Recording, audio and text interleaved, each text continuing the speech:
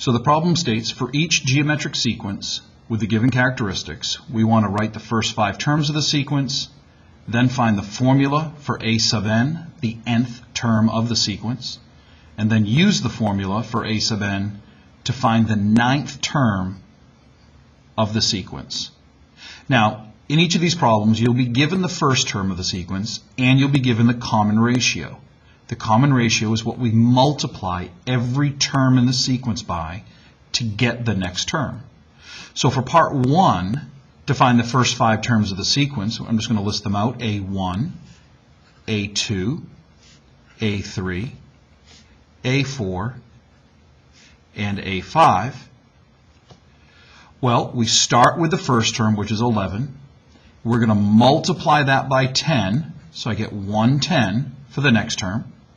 Multiply that by 10, and I get 1,100 for the next term.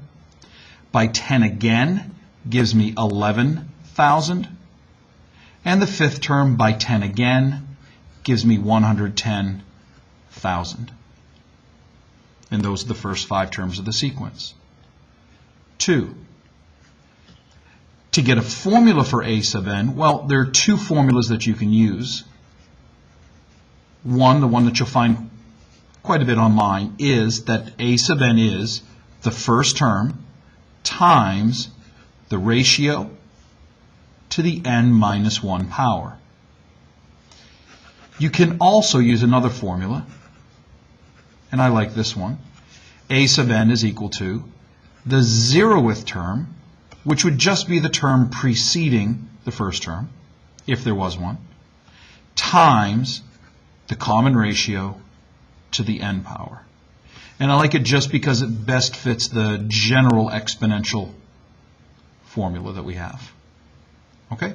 So to do this, I would say a sub n equals, the first term is up here, that's 11, times the common ratio is 10 to the n minus 1. And that's all there would be for part 2. If you use this formula, we do need the 0th term. So, since we multiply a1 by 10 to get the next term, we would divide it by 10 to get the previous term. So that would look like times 10 to the n. So either one of these are acceptable. Part 3. Let's find the 9th term. That is to say, what happens if n is 9? And again, you can use either formula. We'll go ahead and we'll use this first one. A sub 9 would be 11 times 10 to the 9 minus 1 power. So I go over to my calculator. I type 11 times 10 to the power of. Now I want to make sure I stay up in the exponent. 9 minus 1. I hit enter, and we get 3, 6, 7, 8 zeros. So 1, 2, 3, 4, 5, 6, 7, 8.